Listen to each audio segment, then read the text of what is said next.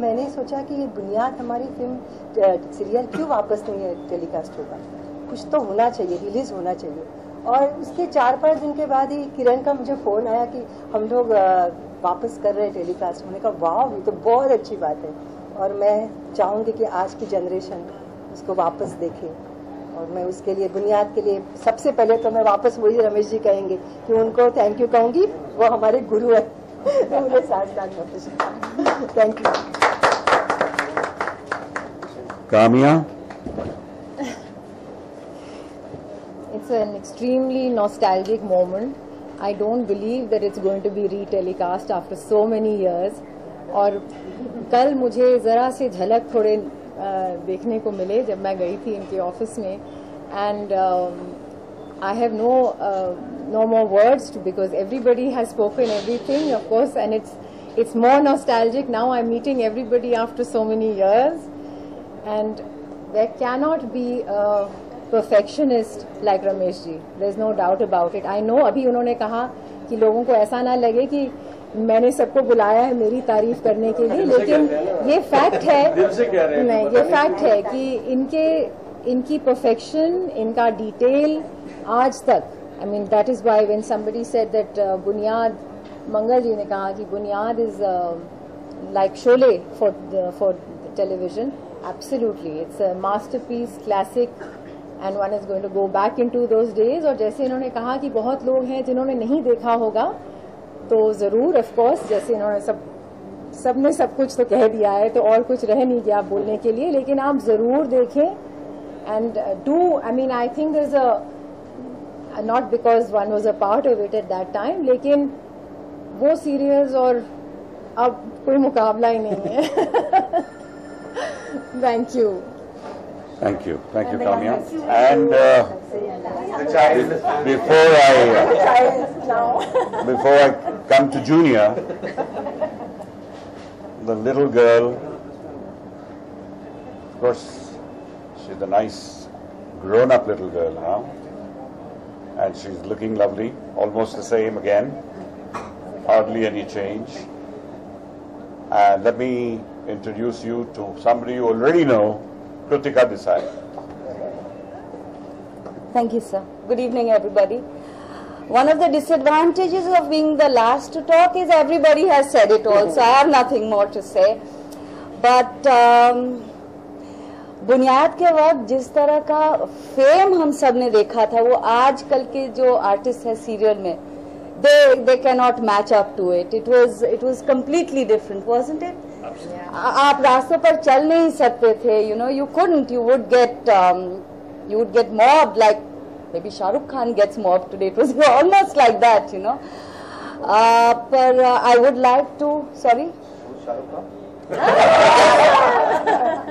Somebody who gets mobbed these days. But I would like to say, and sorry to embarrass you, but he is my guru, and whatever I've learned from him, आज तक it helps me. तभी अच्छा काम किया और आज के scenario में अच्छा काम करने की कोशिश कर रहे हैं। And सब कुछ घूंघट कैसे रखना चाहिए से लेके कैसे टर्न करना चाहिए, कब आंखें झुका के कैमरा की तरफ देखने चाहिए, ये सब छोटी छोटी इतनी सारी बातें सिखाई थी रमेश जी ने, जो आज तक हम यूज करते हैं। और कभी कभी मैं सोचती हूँ कि this is what he taught me 27 years ago, and I'm using it today. I would like to take this opportunity to thank you very much, Ramesh ji. And thank you everybody. Watch Bunyad, because Bunyad is not something that you just see. It's something that stays with you forever. Thank you very much.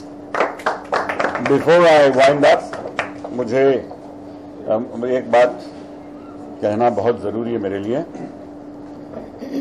कि इस गुरु का भी एक गुरु है और उनका नाम है मनोहर श्याम जोशी, जो आज हमारे बीच नहीं है। मेरा ख्याल है ये आर्टिस्ट तो क्या, मैं खुद भी ये सीरियल नहीं बना पाता अगर उन्होंने इतनी खूबसूरती से ना लिखा होता। बहुत ही बढ़िया काम किया उन्होंने और मेरा काम बहुत आसान कर दिया। मैंने तो कहा है कि जिस तरह सलीम जावेद ने शोले में काम कर दिखाया और मुझे एक अपॉर्चुनिटी दी कि एक ऐसी फिल्म बना सकूं उस तरह टेलीविजन के लिए मनोहर श्याम जोशी साहब ने ऐसा लिख दिया कि वो मेरे लिए चैलेंज भी हो गया और सेटिस्फैक्शन भी कि उन पन्नों को लेकर एक ऐसा धारावाहिक पेश करूं कि सारा हिंदुस्तान याद रखे। वो इन दोनों चीजों में जरूर हुआ, लेकिन इन लोगों ने आज सब झूठ बोला है। ये खुद भी बहुत अच्छे आर्टिस्ट रहे हैं। इन्होंने ये सब स्टेज के हैं, मोस्टली सब स्टेज से आए हुए हैं, तो आप जानते हैं कि स्टेज के आर्टिस्ट जैसे आज टेलीविजन में काफी एपिसोड्स करके कुछ सीख कर आते हैं, उस वक्त स्टेज को ज्यादा एक प्लेटफॉर्म दिया जाता था और एक रिस्पेक्ट दी जाती थी कि जो लोग स्टेज से आते हैं वो एक्टिंग को बड़ी अच्छी तरह जानते हैं, तो उनको फिर किरदार के हिसाब से मोल्ड करना आसान हो जाता है। लेकिन बेसिक टैलेंट इन सब में था। कुछ जैसे मैंने कहा लोग यहाँ नहीं हैं, उनकी भी तारीफ करना चाहूंगा, और जो यहाँ हैं उनकी तो मैं कर रहा हूँ। बहुत कर ली इन्होंने मेरी तारीफ, अब मेरी बारी है कि मुझे भी कहना चाहिए कि इन सब ने बहुत दिल से, बहुत प्यार से और बहुत डिसिप्लिन से आकर हमारे सेट पर एक लर्निंग की चाहत से और एक काम करने की इच्छा से बहुत बहुत अच्छा काम किया, और मैं इन सब का शुक्रगुजार हूं।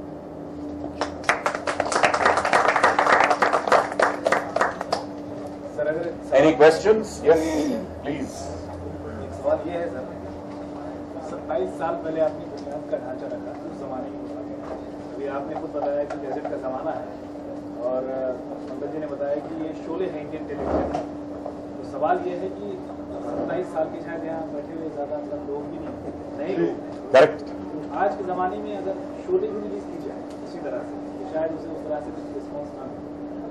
हो सकता है। इस रिस्पॉन्स को कैसे आप मतलब नए जो लोग कैसे रिझाएंगे, मतलब आप ये सोच कैसे रखिए आपने कि बुनियाद को किसी नए तरीके से लाने की बजाय उसी बुनियाद को इस जनरेशन के सामने आपने रखने की सोच की? ये तो वक्त बदलाएगा। जी, हमारी शुभकामनाएं हैं कि बुनियाद को मैंने भी एक दो एपिसोड देखे जी, जब मैं आ रहा था तभी देखा। मैंने आपका सवाल अपनी जगह बिल्कुल ही सही है।